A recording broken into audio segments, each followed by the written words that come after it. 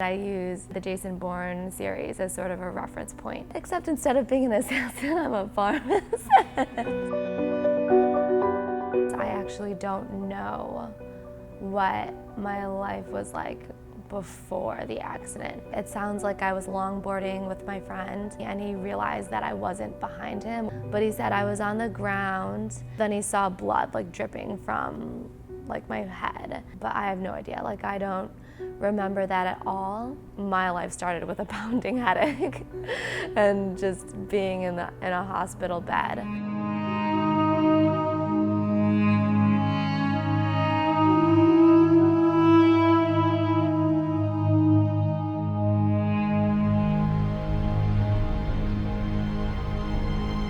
When I first woke up in my beginning years, I would see other humans like react to situations and I'm like, I don't get it.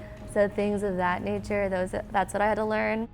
And I use 50 First Dates and the Jason Bourne series as sort of a reference point. But I'm more like Jason Bourne. It's like my memories are behind a curtain, and when I encounter them in like something from my past life in my current life, it'll come out from like behind the curtain, and all the memories associated with it will just kind of connect with it.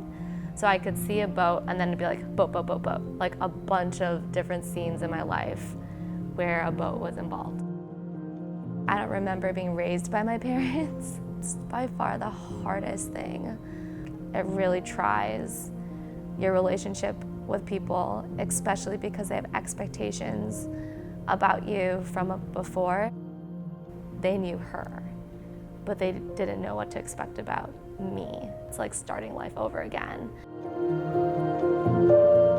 So I had my accident the summer between when I graduated from my bachelor's and before I got into doctorate school. So I already got in. So I was like, okay, like I guess I'll just continue on with the life path I did before. Like I have no clue what else to do, you know? It was only about like 2 months after my accident that I went to school. Yeah, it's like super immediate. When I went to pharmacy school, people always ask me, whoa, how did you do that? When I saw chemistry, I could just do it. It's the same with, I speak 2 other languages. I don't remember learning those languages, I just can. And my past self, like who I am now, I realized part of it was built by her. So I just like went in, and I mean, I didn't tell anybody that I had a brain injury. Like I didn't know I was embarrassed, but I didn't want to admit to the fact that I wasn't like everybody else. It was so hard. There was probably a point, and I know it was in my 2nd year of pharmacy school when things were super difficult, that I didn't think there was a point. And so I definitely felt I had suicidal ideation probably for like 2 years. It's like I had to find a reason to just keep going, because at that point it's like there's no point. Like I don't want to do this anymore.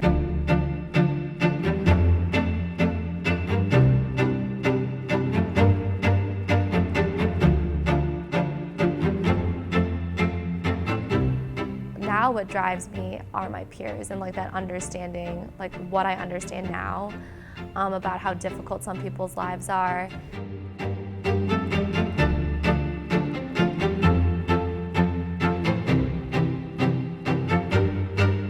I could have never imagined that after 5 years, it's like, oh, I did it. I was able to get my doctorate. I was able to get a master's. I did complete like this residency, like with the American Pharmacist Association. It's like I made it to this point now, and now what do I do? And how I've been spending my time is sort of exploring myself. I'm an odd combination of being an adult and a kid. It's because when people look at kids, they notice how kids are always in awe. I want to experience life, the life that I'm living in. I think that's like more of that kid perspective, is they're exploring.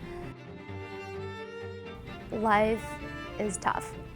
It is for any person, no matter what you're going through. There's so much joy in life though too, and there's so much potential that each and every one of us have. I think it's really important for you to protect your soul. And the reason being is that's the one thing that translated over for me in my lifetime. You know, like who you are and the values that you have, that should be the most important thing that you take care of.